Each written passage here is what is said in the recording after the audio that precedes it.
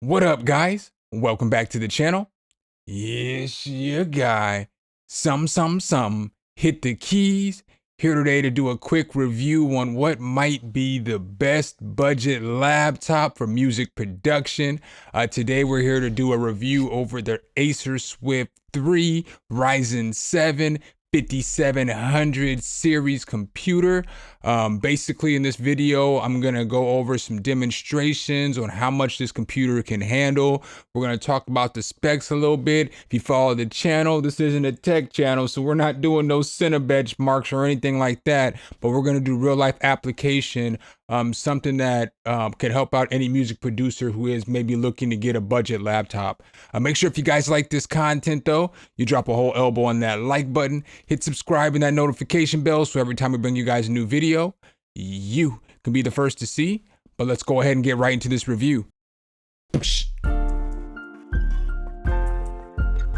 Some hit the key. All right, guys.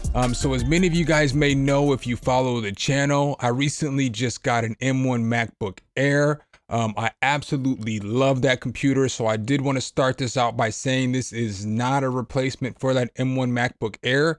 It's actually a replacement for my work computer. I have to have a Windows computer for my job. Plus I do reviews, on VST and plugins. I gotta have a PC computer so I can do reviews on Mac products and on PC products. Plus I need a second computer for streaming, and I need another computer to make these videos because it makes it so much easier to record one screen as you're recording audio into another. So I did some research and I looked around and I wanted to find a budget-friendly computer because seeing how I just purchased a MacBook, I didn't want to break the bank on another computer since I souped that one out, Nobody wants to spend a bunch of money on two computers in 1 year. So I researched and I found this Acer Swift. And let's go ahead and hop into the specs and check them out. So I did get this Acer Swift 3 off of Amazon.com. It is currently $715. I will go through some of the specs for you guys. The screen size is 14 inches. It is an AMD Ryzen 7 5700 series octa-core processor with Radeon graphics.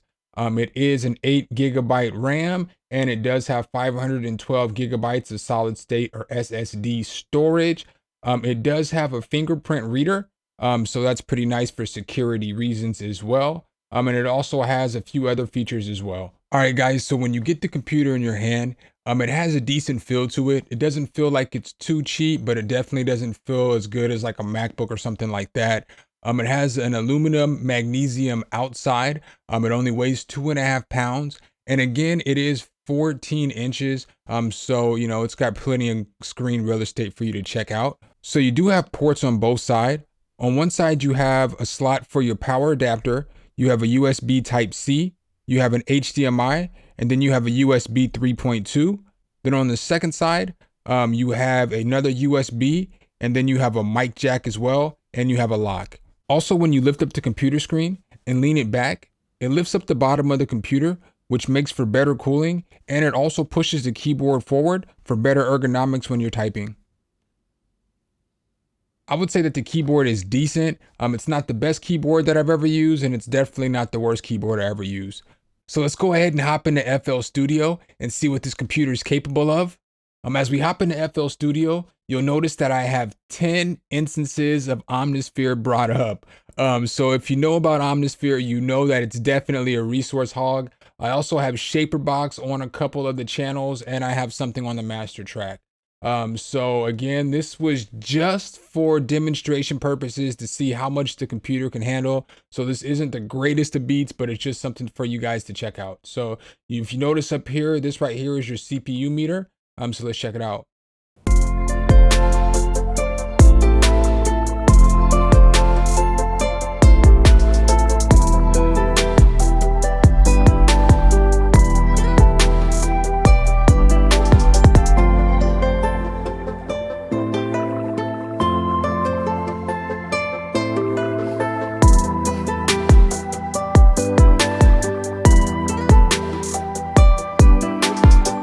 All right, so you can see it is easily handling all of those Omnispheres at once. So what we're gonna do now is we're gonna try to push it to the limit.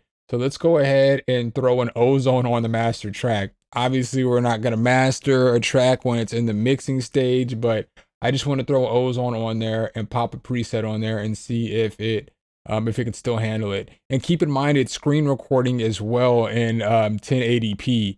So that's, that's a lot going on. So we'll just throw this clean basic master on there and let's see.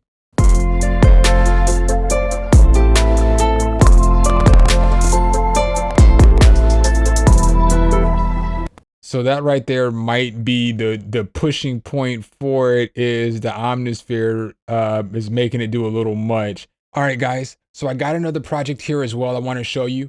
This project right here, I have 2 instances of pigments, which is definitely a resource hog. I got 2 instances of Analog Labs, again, very resource heavy. And then I have 10 instances of Omnisphere. I even use Omnisphere for all the drums. So as I click over here, you'll see that if I click on this, boom, I use Omnisphere for everything on this project. So I'm going to go ahead and push play on this. I didn't map it out. It's just a bunch of different layers put together just so that you could see.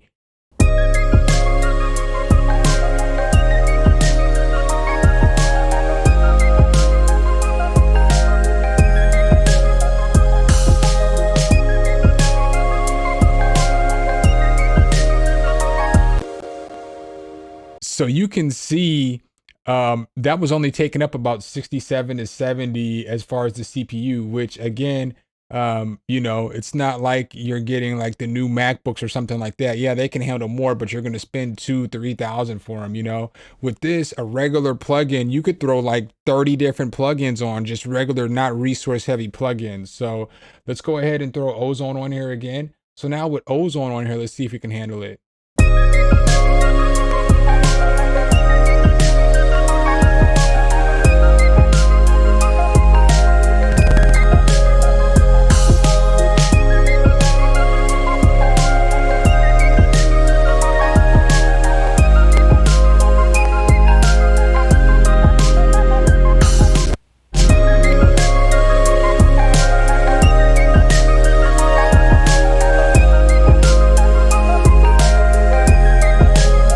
So as you guys can see, this computer can definitely handle a pretty heavy music workload. It's the same with vocals. If you were to use Nectar or heavy vocal chains, it would be able to handle all those plugins as well. With this computer, I do want to mention my positives along with my negatives.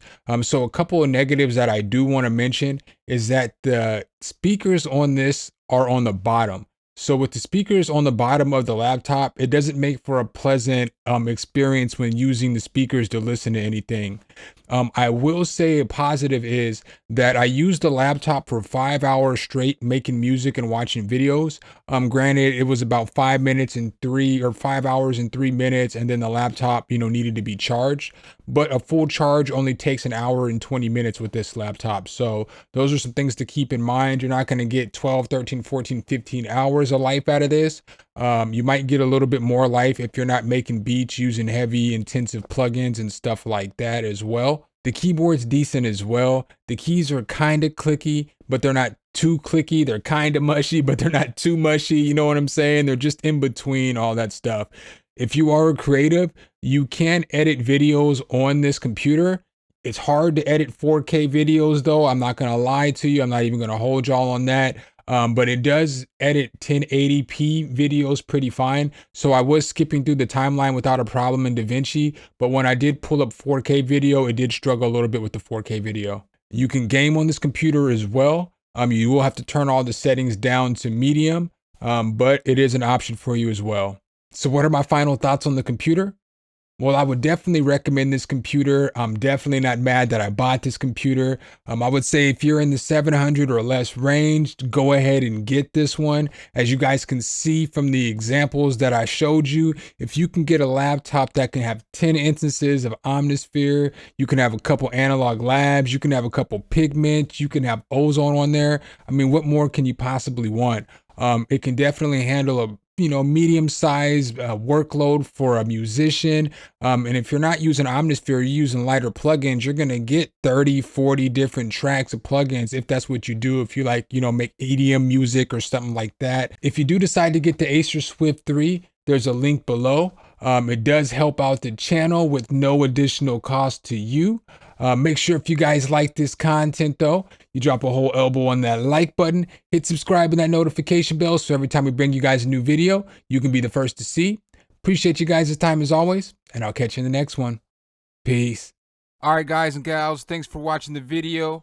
Make sure you hit the subscribe and like button. Make sure you hit that notification bell so every time a new video comes out, you can be the first to know.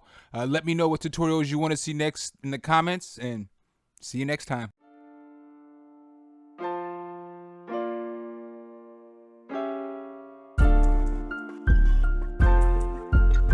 Some, hit the key.